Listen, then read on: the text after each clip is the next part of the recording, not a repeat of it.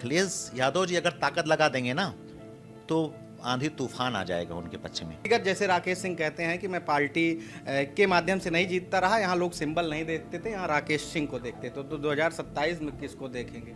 उत्तर प्रदेश में 2027 के विधानसभा चुनाव को लेकर चर्चाएं तेज हो गई हैं। तमाम जगह तमाम प्रत्याशी जो हैं वो तैयारी कर रहे हैं और अपनी अपनी पार्टी को मजबूत कर रहे हैं। और इन दिनों पूरे उत्तर प्रदेश में एक सीट रही जो सबसे ज़्यादा चर्चित रही, जिसे सीट को लेकर खुद समाजवादी पार्टी के राष्ट्रीय अध्यक्ष ने ये तक कहा कि ये सबसे ज़्यादा हॉट सीट है। यहाँ इस सीट को एक बार पुनः अपने कब्जे में करने के लिए सारी ताकत राष्ट्रीय अध्यक्ष जी लगा देंगे। वह सीट है अमेठी की गौरीगंज विधानसभा सीट, जहां से भारतीय जनता पार्टी के लहर में लगातार 3 बार समाजवादी पार्टी का झंडा बुलंद होता रहा। वहां से राकेश सिंह विधायक बनते रहे।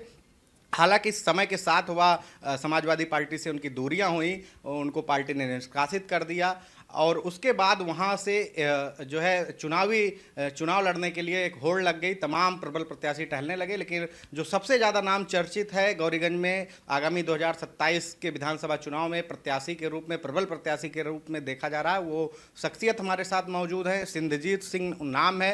सर, आपका बहुत स्वागत है। बहुत बहुत धन्यवाद, थैंक यू सो मच, बहुत बहुत धन्यवाद अनुज। जहां से आपने चुनाव लड़ने का मूड बना लिया है, जहां आप पार्टी को मजबूत कर रहे हैं, बड़ी हॉट सीट है, बड़ा। हाँ, तो हार्ट सीट तो अखिलेश जी ने उसी दिन आके कह दिया था।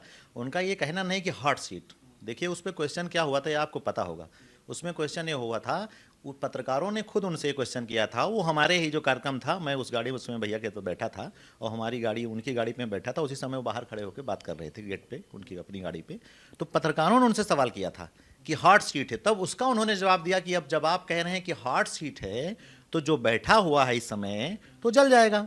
तो उन्होंने गलत क्या कहा था, हॉट सीट क्या होती है? अगर हॉट सीट आप कह रहे हो तो सीधी सी बात है, तो वो कहीं से गलत नहीं थे। एक चीज़ और मैं सुधारना चाहूँगा, अभी आपने एक चीज़ कही थी, वो आप अपनी जगह जो है ठीक है, का आपने कहा कि अखिलेश यादव जी राष्ट्रीय अध्यक्ष जी पूरी ताकत लगा देंगे उसको हराने के लिए। अखिलेश यादव जी अगर ताकत लगा देंगे ना तो आंधी तूफान आ जाएगा उनके पक्ष में, ठीक है।